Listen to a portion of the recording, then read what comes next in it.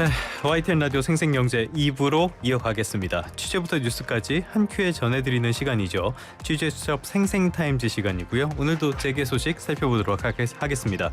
김정남 이데일리 기자, 더구로의 오소영 기자 두 분 나와 계십니다. 어서 오십시오. 네, 안녕하세요. 네, 안녕하십니까. 한 주 동안 별일 없으셨습니까, 두 분? 별일 없었습니다. 네, 날이 저도. 따뜻해져서 주말 동안에는 뭐 즐거운 일이라도 안 하셨나요? 신혼이잖아. 아, 신혼인가요? 그냥 집에 있었습니다. 집에 있었습니다. 오소영 기자는 파릇파릇한 신혼이지만 집에만 있었다고 합니다. 자, 먼저 오 기자님이 준비한 소식부터 짚어보도록 하죠. 이 이슈 굉장히 좀 길게 이어지는 것 같아요. 한화 에어로스페이스의 유상증자. 유상증자가 뭔가 이 부분부터 짚어보고 갈까요? 네, 유상증자는 회사가 자금을 조달하는 여러 가지 방법 중에 하나입니다. 그 새 주식을 발행을 해서 그걸 팔고 이제 자금을 조달하게 되는 건데요. 이 유상증자에도 여러 가지 종류가 있습니다. 그쵸. 네, 그래서 기존 주주한테 먼저 살 권리를 주는 거 이제 주주 배정 유상증자라고 하고요. 이게 공모를 해서 이제 청약을 통해서 이 모두한테 참여할 수 있도록 열어두는 걸 일반 공모 유상증자라고 합니다. 네. 그리고 이번에 하나 얘기하면서 또 나오는 단어 중에 하나가 제3자 배정인데 그렇죠. 예. 네, 이건 특정 계열사나 일반 특정 주주들한테 주식을 배정하게 되면 이걸 제3자 배정이라고 합니다. 그러니까 오소영 회사에서 증자를 할 때 그거는 김정남에게 하겠다. 그러면 그건 네. 제3자 배정. 네. 예. 이 유상증자를 하게 되면 여러 가지 그 장단점이 있습니다. 먼저 장점부터 살펴보면 저희가 은행에서 돈 빌리려고 하면 이자 내야 되는데 그렇죠. 네, 그럴 필요 없고요. 그렇기 때문에 좀 더 쉽게 자금을 조달할 수 있고 이 자본이 늘어나다 보니까 이 자본, 자기 자본 대비 부채가 얼마나 있냐를 부채 비율이라고 하는데요. 이 부채 비율이 줄어들게 됩니다. 그렇죠. 따라서 예. 재무 구조가 개선되는 효과가 있습니다. 회사 측 입장에서 보면 되게 좋은 게 많고요.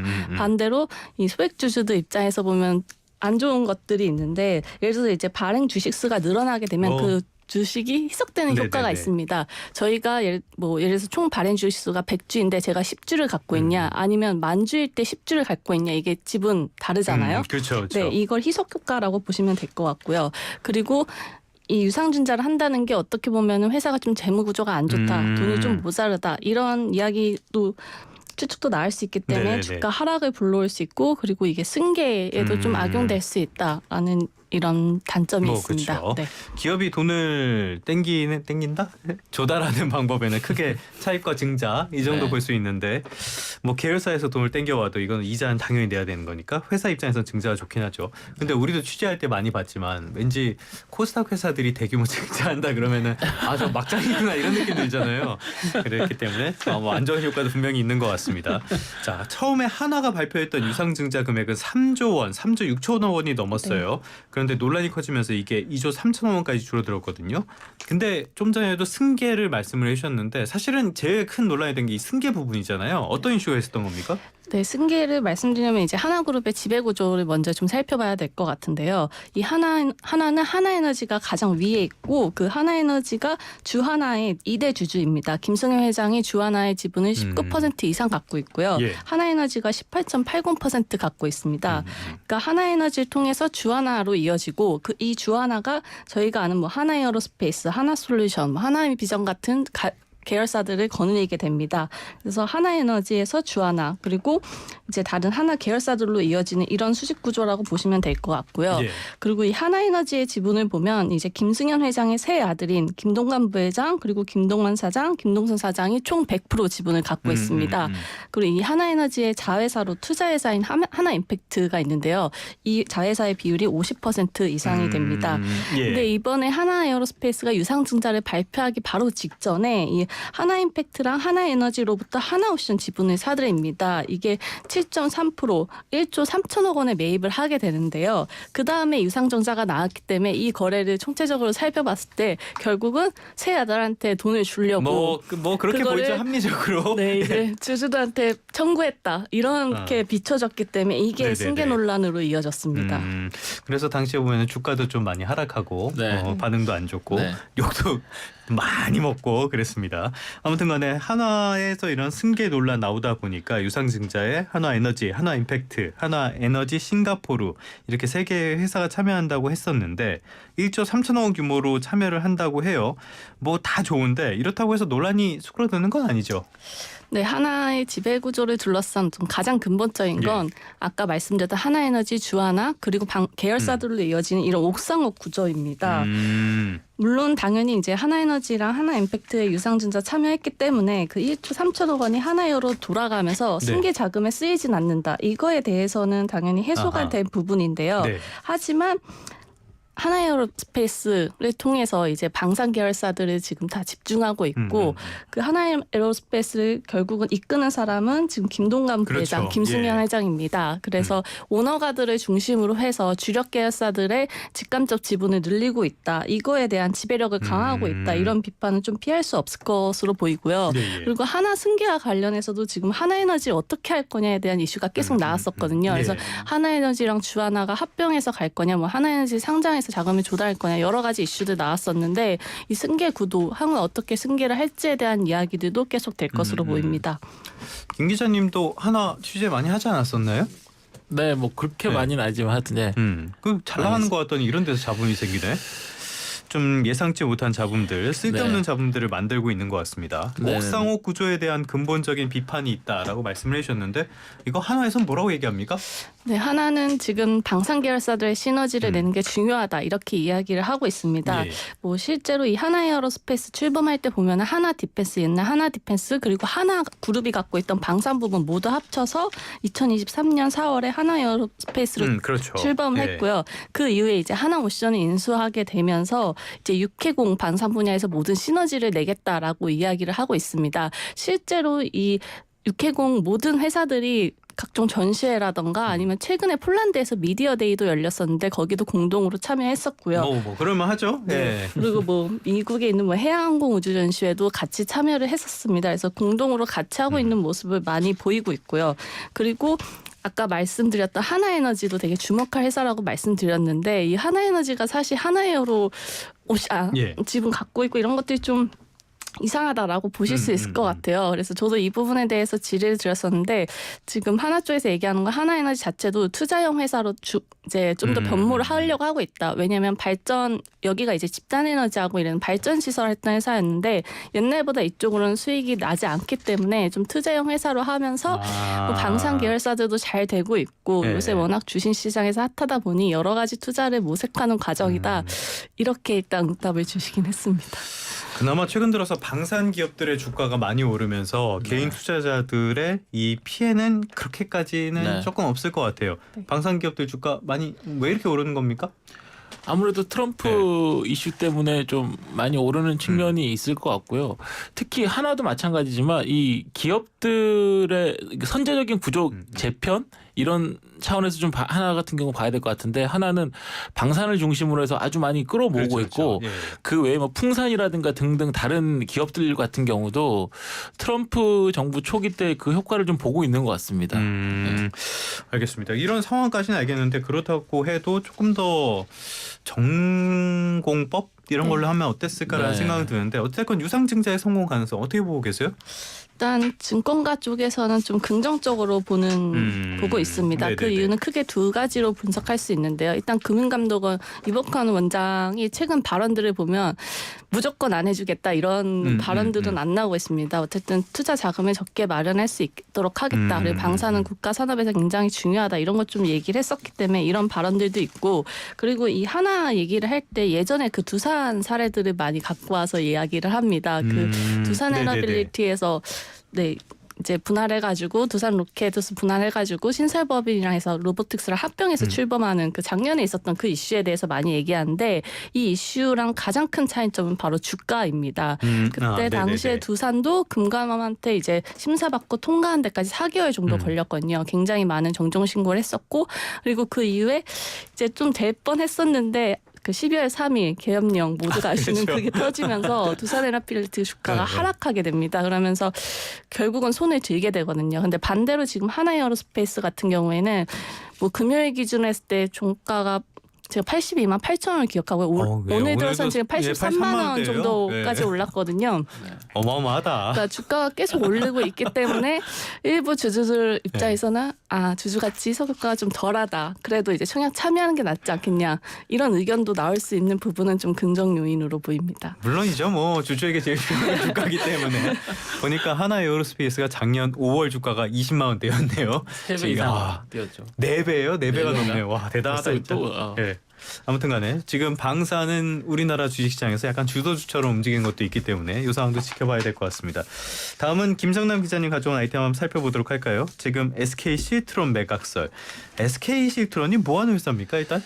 그 SK 실트론 같은 경우는 그 반도체 칩의 핵심 기초 소재라고 할 수 있죠. 그 예. 동그란 네네네. 그 모양의 그 반도체 웨이퍼를 생산하는 국내 유일의 기업인데 야, 그건 뭘로 만든대요? 그 둥그런 거는? 그 소재 예. 그 갑자기 방금 그 생각났나요? 하여튼 네, 생각나 말씀해 주세요. 웨이퍼가 사실은 반도체 그 사업의 핵심이죠, 사실은. 그래서 그렇죠. 현재는 그 지금 12인치 300mm 그 웨이퍼 기준으로 해가지고 글로벌 시장 점유율이 지금 3위입니다. 그러니까 뭐 예전에 원래 2017년도에 LG그룹으로부터 인수를 했는데 뭐 삼성전자나 SK 하이닉스 이런 국내 기업들도 고객사로 두고 있고 그래서 SK그룹에 지금 편입된 이후로 단 한 번도 적자를 낸 적이 없습니다. 예. 매출은 2017년도에 한 9,330억 원대 이 정도였는데 네. 지난해는 2조 1,000억 원이 넘었거든요. 그러니까 7년 사이에 2배 이상 증가한 거고 영업이익도 그 사이에 한 1,300억대에서 한 3,155억 원 이 정도까지 그러니까 거의 한 2.5배 이상 진짜 알짜네요 여기는. 이렇게 늘어난 겁니다. 네. 이 SK 실트론 같은 경우는 지금 SK그룹이 한 지난해부터 소위 말하는 리밸런싱이라고 해가지고 그렇죠. 알짜 기업들을 많이 네네네. 팔고 있거든요. 그 제가 뒤에 쭉 설명드리겠지만 그 이유는 뭐 여러 가지가 있는데 그 리밸런싱을 공식화할 때부터 SK 실트론이 좀 가장 먼저 이 사모펀드 업계에서도 좀 말이 많이 나왔던 가장 알짜배기 회사다 이렇게 볼 수 있는데 그 말은 말 그대로 이제 반도체 연관 산업의 가능성이 무궁무진하기 때문이겠죠. 뭐 사실 반도체 소재 분야는 이제 일본이나 미국 기업들이 많이 장악을 하고 있는데 이 SK그룹 같은 경우는 이제 하이닉스 반도체를 2012년도에 인수를 한 다음에 꾸준하게 반도체 수직 계열화를 추진해 왔거든요. 그러니까 반도체 소재 회사는 뭐 머티리얼즈 마찬가지고 오시아에서 인수해온 데인데 뭐 SK 트리캠이나 뭐 쇼와덴코, 리뉴텍 뭐 이런 같은 회사들이 있는데 이 수직 계열화하는 것 자체가 외부 환경이 뭐 그렇죠. 요즘 같은 경우는 뭐 특히 심하잖아요. 이럴 때 뭐 자기들 안에서 뭐 가격이라든가 뭐 시기라든가 여러 가지를 그런 외부 영향을 최소화해서 안정적으로 사업을 할 수 있고 뭐 필요한 소재들을 적게 개발해서 시장 상황에 선제적으로 대응할 수 있는 게 있거든요. 근데 이제 SK 실트론 같은 경우는 그런 차원에서 가장 좀 뭐라 그럴까요? 가장 알짜배기, 가장 돈을 많이 벌 수 있는 회사라고 여겨졌는데 이게 좀 돈이 그러네. 아무래도 좀 시장 가치가 높다 보니까 좀 시장에서 많이 좀 말이 나왔었던 것 같습니다. 웨이퍼 지금 찾아보니까 규소로 만든대요. 예, 그렇죠. 규소. 네. 깜빡했네요. 제가. 저는 모르고 있었습니다. 아무튼간에 근데 규소. 말씀을 듣고 나니까 이해가 안 되는 게 있어요. 자 SK 하이닉스가 지금 잘 나가고 있고 수직 계열화도 하고 있고 거기다 돈도 잘 벌고 있고 이런 알짜 회사를 왜 팔려는 겁니까? 이게 지금 오 기자님께서 하나 얘기도 했지만 예. 지금 하나나 SK뿐만이 아니고 이 기업들이라는 게 그렇잖아요. 이게 딱 딱 멈춰가지고 하던 사업만 하는 사업들은 없고요. 아유, 그러면 고에서 다 썩어요. 그렇죠. 항상 변화하는 생물이고 모든 기업 수뇌부들이 하는 고민들이 어떤 거에 힘을 주고 어떤 거에 힘을 빼고 뭘 인수하고 뭘 매각하고 어떻게 포트폴리오를 짤지를 가장 중요하게 생각하는 그럼요. 것이거든요. 예. 그게 소위 말하는 리밸런싱인데 이 지난해부터 이어지고 있는 게 SK그룹 리밸런싱 같은 경우는 이거 리밸런싱 지금 왜 하고 있는지 그다음에 SK그룹 내 반도체 수직 계열화가 왜 이거 힘을 빼고 있는지를 잘 보면 될 것 같습니다. 일단 리밸런싱을 왜 하고 있는지를 보면은 SK그룹 같은 경우는 냉정하게 얘기해서 지금 반도체 말고는 사실 돈을 버는 데가 거의 없습니다. 그러니까 뭐 주력이라고 그동안 전통적인 주력이라고 할 수 있는 뭐 정유 뭐 화학 안 좋고 그다음에 이제 그룹 차원에서 굉장히 드라이브를 걸고 있는 배터리 이런 데가 지금 예를 들어 뭐 지금 국제유가 많이 떨어지고 있기 때문에 뭐 정유 사업하는 SK 에너지라든가 뭐 석유화학하는 뭐 지오센트릭 이런 데는 좀 실적이 당분간 좀 뭐 그럴 어려울 것 수밖에 같고요. 없겠죠. 예. 배터리 사업하는 SK 온도 오 기자님이 제일 좋아하는 회사네. SK 온 좋아하시나요? 응원하고 있습니다. 국가 배터리 기간 산업이기 때문에. 아니 저도 응원하고 있고 당연히 뭐 이쪽으로 가는 방향은 맞다고 보는데 일단 캐즘이 길어지고 이어지고 있다는 것도 사실이니까요. 뭐 그렇죠. 예, 그리고 중국이 워낙 세고 하기 때문에 실적 반등의 기미가 지금 잘 보이지 않고 있습니다. 이런 차원에서 이제 그 그룹 차원에서 어떤 고민을 해야 되냐면 이렇게 돈을 못 벌고 있기 때문에 예. 그럼에도 불구하고 또 신규 투자는 계속 이어나가야 되거든요. 그렇죠. 그러면은 그 자금을 확보해야 되는데 그걸 어떻게 할 것이냐에 대한 문제가 생기는 거죠. 그렇기 때문에 회사 안에 있는 기업들을 이제 팔기 시작하는 건데 뭐 작년에 SK 렌터카라든가 뭐 스페셜티 이런 우량 회사들이거든요. 이런 데도 이미 파는 결단을 내렸고요. 예.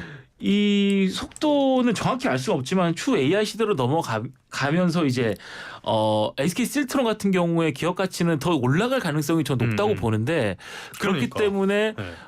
시장에서나 SK 측에서나 좀 여러 가지 양측 이해관계가 좀 맞을 수 있겠다 이렇게 조금 생각이 됩니다. SK텔레콤은 안 팔겠죠? 아 거기는 뭐 팔면 안 되죠. 네, 거기는 캐시카우니까. 예. 뭐 국내 기관 사업이기도 하고 거기도. 네. 싸게 팔면 제가 좀 한 5천만 원 정도에 팔면 안 되나? 아무튼 지금 SK 반도체 사업의 수직 계열화 흐름이 좀 바뀌고 있다라고 네. 말씀을 해주셨는데 이건 무슨 말입니까? 이것도 참 중요하게 짚어봐야 될 포인트인데 하이닉스가 지난달 초쯤 한 달 좀 넘게 전에 의미 있는 결정을 하나 했는데 그 CMOS 이미지 센서라는 사업을 SK 하이닉스 했습니다. SK 하이닉스는 카메라에 들어가는 거 아니에요? 그렇죠. 시스템 반도체인데 이 SK 하이닉스를 보통 메모리 회사라고 생각을 하는데 그 맞죠. 메모리 회사 맞는데 이 CIS 사업도 했거든요. 근데 이미 여기 워낙 이제 수익성이 낮다 보니까 CIS에 대한 투자를 줄이고 인력을 이제 HBM 쪽으로 많이 이동시키는 거를 지난해부터 사실 쭉 이어져 왔던 겁니다. 근데 이걸 이제 완전히 매각하겠다는 건데 이건 이제 수익성이 높은 SK 하이닉스 뭐 HBM 사업이라든가 이쪽에 좀 자원을 집중하겠다.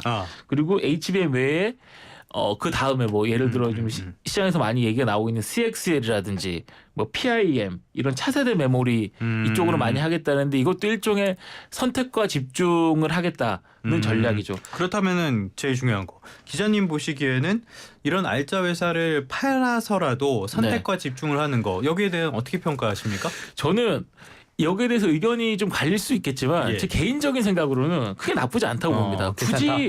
굳이 한 그룹 안에서 모든 계열사를 다 끌어안을 이유가 저는 별로 없다고 보고요. 굳이 많은 비용을 들여서 특히 이제 직접 인수를 통하지 않더라도 뭐 지분 투자나 이런 거를 통해서도 얼마든지 안정적인 공급망 확보를 가능할 수 있다고 보거든요. 그러니까 그런 차원에서 좀 그룹 차원에 안 그래도 요즘 SK 그룹이 당연히 돈을 잘 벌면 상관이 없지만 약간 그룹 사정이 좀 어렵기 때문에 약간 힘을 빼는 것도 전략적으로 충분히 나쁘지 않은 그러니까 돈을 잘 버는 사업 중심으로 해서 힘을 주는 것도 나쁘지 않다고 봅니다. 그럼 이렇게 선택과 집중하려면 SK온부터 좀 어떻게 해야 되는 거 아니에요?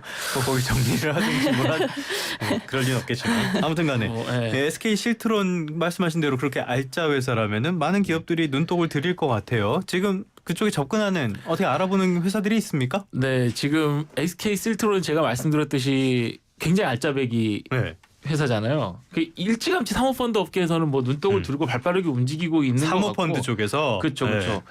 그러니까 웨이퍼 시장 같은 경우는 제가 그러니까 해외에서는 이제 한 3등 정도 하는 회사지만 국내에서는 유일하기 때문에 이 웨이퍼 시장의 기술적인 진입 장벽이 좀 있고 반도체 그 공급망의 어떤 전략적 중요성이 굉장히 높아지고 있기 때문에 그렇죠. 이거 없으면 애초에 반도체 만들 수가 없으니 그렇죠. 그런 차원에서라도 이 실트론의 기업 가치는 높아질 수밖에 없다고 저는 보는데 가장 유력한 후보로는 이제 SK하고 그동안에 이제 다수의 거래를 성사시켜가지고 뭐 사실상 이거 전략적 파트너 같이 여겨지는 그런 그 한앤컴퍼니라고 한앤코라고 보통 부르는데 한앤컴퍼니가 지금 얘기가 나오고 있는데 여기는 또 근데 변수가 하나 있는 게 여기 한앤컴퍼니 대표 한상원 대표라는 분이 계신데 이분 국적이 미국이거든요. 근데 미국은 안 돼요?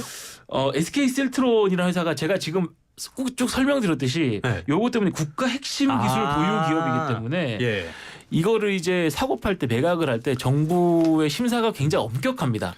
그래서 미국 기업으로 하면 안 돼 뭐 이런 거 이게 어떻게 작용할지는 결과는 뭐 정확히는 제가 알 수는 없지만 이게 변수로 작용할 수 있다. 그래서 심사 과정에서 어떻게 작용할지 모르겠다 하는 이런 좀 의견 좀 있고 국내 이제 4대 3호 하면은 보통 이제 한에코 외에 이제 MBK도 있고 뭐 IMM 그분의 이름이 나왔다. MBK 뭐 IMP 뭐 그냥 스틱 스틱 인베스트먼트인데 이 하네코의 이제 IMM하고 스틱 같은 경우는 뭐 연합 전선을 구축해서 좀 공동 인수를 검토하고 있다 이런 얘기들이 좀 나오고 예. 있는 것 같고요. MBK 파트너스 같은 경우는 뭐 우리 앵커분께서 예. 왜 웃으셨는지 잘 모르겠지만 알면서 요즘에 뭐 여러 이유들이 많잖아요. 뭐 고려아연, 뭐 홈플러스, 자기 아까운도 못 하고 있죠, 뭐. 뭐 예. 등등 뭐 여러 이게 의해서 인수 참여 가능성이 좀 낮을 것 같다 이런 관측이 좀 우세하는 것 같고. 근데 그러면은 지금 사모펀드만 말씀을 해주셨는데 일반 네. 기업 쪽에는 없어요? 지금 시장에서는 뭐 보도도 얼마 전에 나왔죠. 두산그룹이 그 새로운 신성장 먹거리로 뭐 여러 가지 뭐 로봇이라든가 뭐 네. SMR 등등 하면서 반도체까지 지금 힘을 주고 있는데 그래서 두산그룹이 인수전에 참여하겠다는 보도가 있었는데 일단은 두산그룹 측은 일단 사실 무근이라고 일단 부인을 한 상태니까 일단 예. 근데 요거는 아직 실트론 판은 아직 저는 이 3호만으로 좀 꾸려지지 않을 것 같고 더 얼마든지 더 많은 인수 의향 가진 기업들이 좀 나올 거라고 저는 보고 있는데 앞으로 좀 이 상황을 좀 지켜봐야 할 것 같습니다. 뭐 연합전선으로 인수할 가능성도 있으니까 이 상황 봐야 될 것 같습니다. 알겠습니다. 오늘은 여기까지 듣도록 하겠습니다. 지금까지 더구로의 오서영 기자, 이데일리의 김정남 기자와 함께했습니다. 두 분 오늘 고맙습니다. 네, 감사합니다. 감사합니다.